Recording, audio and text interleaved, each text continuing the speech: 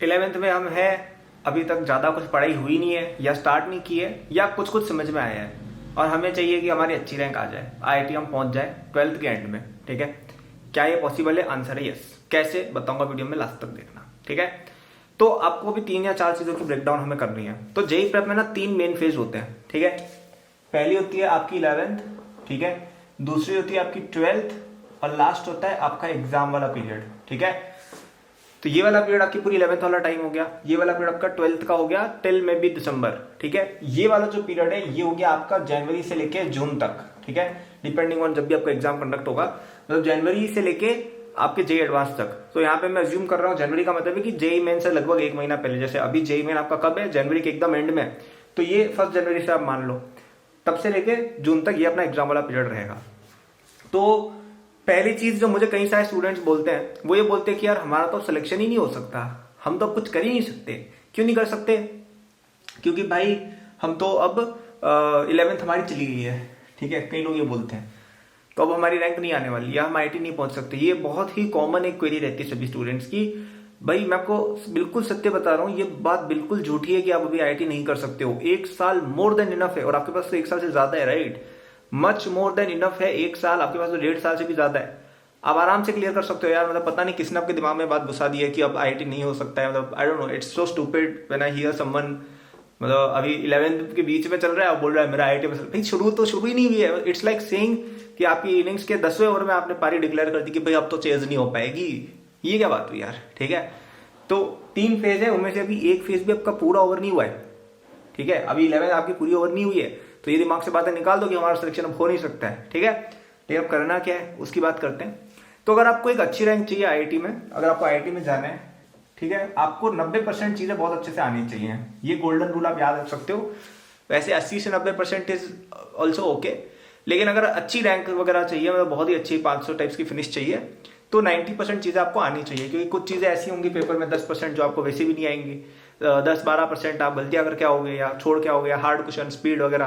तो यूजुअली बच्चे जितना पढ़ के जाते हैं ना उसका 70-80% ही कई बार परफॉर्म करके आ पाते हैं। तो इसलिए 80-90% is a good ratio to aim for, कि सिलेबस की 80 से 90% चीजें मैं बहुत अच्छे से आती हूँ आईआईटी लेवल पर।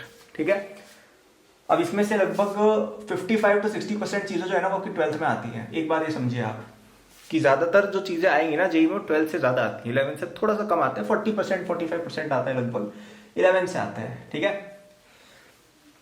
हाँ ये दिख रहा है ना बोर्ड में, हाँ मैंने 40 to 45% लिखा है, अगर किसी को दिख नहीं, सॉरी अबाउट दैट।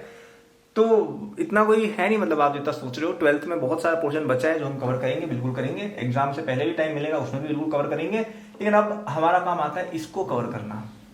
ये जो थोड़ा सिलेबस का पोर्शन है जो एग्जाम में आएगा, जो 12th की प्रीरिक्विजिट की तरह भी एक्ट करेगा, उसको कैसे क्या करना है, I think that is something you really need to think about. लेकिन अब क्या करना है देखते हैं। ठीक है, तो यहाँ पे मेरे हिसाब से 3 तरह के बच्चे हो सकते हैं। पहले तो वो जिनका जीरो प्रिपरेशन चल रहा है कि भाई कुछ भी पड़ा बड़ा है नहीं, कुछ नहीं आता है। ठीक है, 11th बिल्कुल खत्म, मतलब या तो शुरू ही नहीं किया है, कुछ आता नहीं है। दूसरा है जिनका मीडियम लेवल प्रिपरेशन है कि थोड़ा बहुत कुछ आता है। और लास्ट वो बच्चे जिनका सब कुछ 100% कंप्लीट है। तो भाई जिसका सब कुछ सही चल रहा है, 80-90% चीजें उसको आ रही है समझ में, आप तो जैसा चल रहे हो वैसे ही चलो, आपको मैं कुछ बोलूंगा नहीं क्योंकि आप सही जा रहे हो।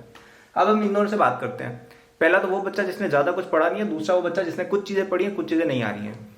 तो आप दोनों को अभी एम करना है, ठीक है, कि जो करंट अभी आपके चैप्टर्स चल रहे हैं 11th में, आपके टीचर आपको कुछ चीजें पढ़ा रहे होंगे, राइट, वो चीजें आपको कुछ भी हो जाए स्किप नहीं करनी है ना। जैसे 11th की बहुत ही अच्छी बात यह है कि उसमें जो टॉपिक्स होते हैं काफी हद तक डिस्कनेक्टेड होते हैं एक दूसरे से। मतलब ऐसा नहीं होता है कि अच्छा आपने पुराना नहीं पढ़ा तब आगे वाला बिल्कुल ही नहीं समझ सकते। कुछ चैप्टर्स में यस होता है, लेकिन मोस्टली डिस्कनेक्टेड भी रहते हैं आपके चैप्टर से। मैथ्स आप देखो, मैथ्स बहुत ज्यादा डिस्कनेक्टेड है एक दूसरे से, है ना, ज्यादा मतलब इतना ज्यादा कैरी ओवर है नहीं चीजें। बेसिक इक्वेशंस ठीक है हो जाती है कभी भी, फॉर्मूले वगैरह, बट ओवरऑल इतना कोई बड़ा कैरी ओवर नहीं है। केमिस्ट्री में भी आप देखो इतना ज्यादा कोई कैरी ओवर इधर उधर चीजें नहीं होती हैं। तो आपको जो अभी चीजें समझ पढ़ाई जा रही है वो भी आप समझ सकते हो, कोई दिक्कत आएगी नहीं। तो अभी आपको जो भी चीजें आपकी कोचिंग में पढ़ाई जा रही है, अगर नहीं हो कोचिंग में तो ज्वाइन करो फटाफट से। ठीक है, आप उनको एक बार पढ़ना चालू कीजिए। ठीक है, और जब भी आपको टाइम मिल रहा है, संडे सैटरडे, और अभी न्यू ईयर ब्रेक आएगा, 11-12 के बीच का ब्रेक आएगा, वो हम यूज करेंगे पुरानी चीजों को पढ़ने के लिए। बहुत ज्यादा कोई चीजें अब तक कवर हुई नहीं है। ज्यादातर बच्चे जिनकी कोचिंग में अभी तक 11 का स्टार्टिंग का 50% या उससे कम ही कवर हुआ है, जो रिलेटिवली इजी सिलेबस है, तो आप उसे कवर कर लोगे, उसकी टेंशन मत लो। मेन ये है कि अभी जो आपको आगे पढ़ाई जा रही है ना चीजें, वो आपको मिस आउट बिल्कुल नहीं करनी है। इन दोनों ही बच्चों को मैं कह रहा हूँ, जिसका या तो कुछ भी नहीं पढ़ा हुआ है या बैकलॉग्स है, करंट चीजों पर ध्यान दो, बैकलॉग्स कवर करने का एम्पल टाइम मिलेगा आपको, ठीक है। और अब यहाँ पे एक बहुत बड़ा मुद्दा उठता है कि आपकी बैकलॉग क्यों है, आपको चीज समझ में क्यों नहीं आई। इसका यूजुअली एक ही कारण होता है ज्यादातर बच्चों के केस में, कि हम पढ़ाई नहीं कर रहे हैं, हम XYZ दूसरी तीसरी चीजें कर रहे हैं, इसलिए हमें शायद हमसे नहीं हो रहा है, ठीक है। तो अगर आप वैसी चीजें कर रहे हो तो छोड़ दो भाई, तो आपको मतलब उस बच्चे का सिलेक्शन होगा ही नहीं, मतलब जो दूसरी चीजें कर रहा है ना उस बच्चे का सिलेक्शन होने ही नहीं वाला है। क्योंकि ये एग्जाम ऐसा है कि इसमें आपको 101% डेडिकेशन देनी पड़ती है। जैसे मतलब IIT जाना is a very very big achievement, मतलब 18 साल की एज में अगर आप इंडिया के टॉप 1500 बच्चों में आ रहे हो, बहुत ज्यादा बड़ी बात है। It's the equivalent of getting selected in the Olympics, और इंडिया की आप फुटबॉल टीम में या कहीं नेशनल या इवन इंटरनेशनल लेवल पर क्रिकेट में सिलेक्ट हो गए, ये उस लेवल की बात है एक एकेडमिक्स के अंदर अगर हम बात करें, क्योंकि इतना कम रेशियो है, 0.1% सिलेक्शन रेशियो किस चीज में होता है यार, तो it's a very hard thing. और आप ऐसा सोच रहे हो क्या कि मतलब लोग जो IPL में खेलते हैं ऐसे ही पहुंच जाते हैं, कुछ मेहनत नहीं करते, वो ऐसे ही वीडियो गेम खेलते थे पहुंच जाते, मेहनत करते हैं, लेकिन वो क्या मेहनत हमें दिखती है, हमें दिखती है इनकी ट्रेनिंग, इसलिए हम सोचते चाहे मेहनत कर रहा है। पढ़ाई में क्या किसी की मेहनत दिखती नहीं, क्योंकि वो कमरे में बैठ के पढ़ रहा है, तो वो लोग मेहनत करते हैं भाई उस लेवल पे, लोग पढ़ रहे हैं 10-12 घंटे रेगुलर पढ़ रहे हैं, बच्चे 9वीं 10वीं से पढ़ रहे हैं। तो आप अगर ऐसा सोच रहे हो कि अच्छा मैं तो ये भी कर लूंगा वो भी कर लूंगा, नहीं होने वाला है बॉस, छोड़ दो, फिर तो आप JEE प्रेप ही छोड़ दो, क्योंकि आपका जो आप जो दूसरी चीजें करते हो वो भी आप मजे से नहीं कर पाओगे। तो ये चीज आपको तभी करनी है जब आप पूरी तरह से डेडिकेटेड हो कि भाई हाँ हम करेंगे मेहनत दबा के एकदम, तो वो आप मेहनत करने के लिए रेडी हो ना, तो ये चीजें जो मैं कह रहा हूँ काम कर जाएंगी। अभी से फोकस हो जाओ, क्योंकि अभी आप में शायद फोकस की कमी थी, वो चीज सही करो। अब दूसरा, कुछ और बच्चों में एक कमी और होती है कि चलो यार हम पढ़ तो रहे हैं लेकिन हमें समझ में नहीं आ रहा, हम पढ़ रहे हैं, हम आवाज डाल रहे हैं, लेकिन हमसे उस लेवल पे चीजें समझ में नहीं आ रही है। तो यहाँ पे मेरी एडवाइस रहेगी भाई थोड़ी सी पेशेंस रखो। JEE प्रेप बहुत हार्ड है, ऐसा नहीं होता है कि आपको अभी सब चीजें समझ में आ जाएंगी, धीरे धीरे लेकिन आने लग जाएंगी। आप जब 12th में जाओगे ना आपको बहुत सारी चीजें 11th की ऑटोमेटिक क्लियर लगी, क्योंकि रिवीजन होगा, वापस चीजें आएंगी, तो वो एक मतलब जो चीज अभी हार्ड लग रही है ना वो बाद में ऑब्वियस हो जाएगी। तो थोड़ा सा टाइम दो, लेकिन लगे रहो। और जो लोग लगे हुए नहीं है आप भी लग जाओ, ठीक है, क्योंकि चीजें समझने में देर लगती है, और आप जितना लेट शुरू करोगे ना उतना ज्यादा चांसेस है कि आपको सिलेबस नहीं हो पाएगा। ओके, तो ये मैंने आपको कुछ बातें बता दी है, और बाकी 12th का तो आप मैनेज कर लोगे। कोशिश करनी है कि हम 12th में जाने से पहले एटलीस्ट 70 to 80% 11th समझ कर जाएं, भले ही एक बेसिक लेवल पर ही सही, बट समझ के जाएं, ठीक है, क्योंकि कवर हो जाएंगी। देखो 12th के बाद 12th में चीजें कवर हो जाएंगी। वैसे ही जैसे आपने अगर अभी अपना विकेट बचा लिया तो लास्ट में रन बन जाते हैं, राइट, वैसे ही कोई एक बात है कि 12th में आप हार्ड चीजें कर लोगे, आप कर लोगे चीजें कवर, प्रोवाइडेड आपके बेसिक्स अभी क्लियर हैं। बेसिक्स नहीं जाने चाहिए कि भाई हर चैप्टर की एटलीस्ट NCERT तो हमें आनी चाहिए कि भाई क्या लिखा हुआ है, क्या है, कौन से फॉर्मूले हैं, किस तरह के क्वेश्चन, इतना पता होना चाहिए। मैं ये नहीं कह रहा हूँ आप इरोडो लगाने लग जाओ, बेसिक्स भी पता है 11th में, आप अच्छा कर लोगे, ठीक है। और जहां तक बात है ऑल इंडिया रैंक 1 लाने की, ऑल इंडिया 100 लाने की, भाई वो डुएबल है, लेकिन बहुत मेहनत चाहिए उसके लिए, बट आप बिल्कुल ला सकते हो। मतलब आपको कोई बच्चा ऐसा कह रहा है कि अब तो आ ही नहीं सकती, बिल्कुल नहीं मानता, ठीक है भाई। 11th आपने अभी भी शुरू किया ढंग से, 70-80% आप कर लोगे, बेसिक्स आपके हो जाएंगे। 12th ढंग से पढ़ना, 12th आपकी कवर करोगे आप बिल्कुल लेवल पे, और जब जब टाइम मिले 11th की भी हार्ड चीजें करते रहना। कहाँ से टाइम नहीं है यार, बिल्कुल हो जाएगा, 1 साल 1.5 साल बचा है, और फिर लास्ट के 6 महीने उन्हें लगा ना मॉक टेस्ट पे मॉक टेस्ट, मॉक टेस्ट पे मॉक टेस्ट, बिल्कुल सिलेक्शन हो जाएगा, ठीक है। तो I hope this video given you some confidence that you can clear the exam. और अगर आपको और हेल्प चाहिए तो मेरा JEE 2025 का कोर्स चलता है, जिसपे 10,000 रुपीज का डिस्काउंट चल रहा है टिल द नेक्स्ट 3 days, ठीक है। तो यूजुअली वो कोर्स 10 to 15,000 का आता है, ठीक है, लेकिन केवल 29 नवंबर की रात तक आपको कोर्स केवल 5,000 रुपीज में मिलेगा। पूरे 2 साल आपका चलेगा JEE एडवांस 2025 तक।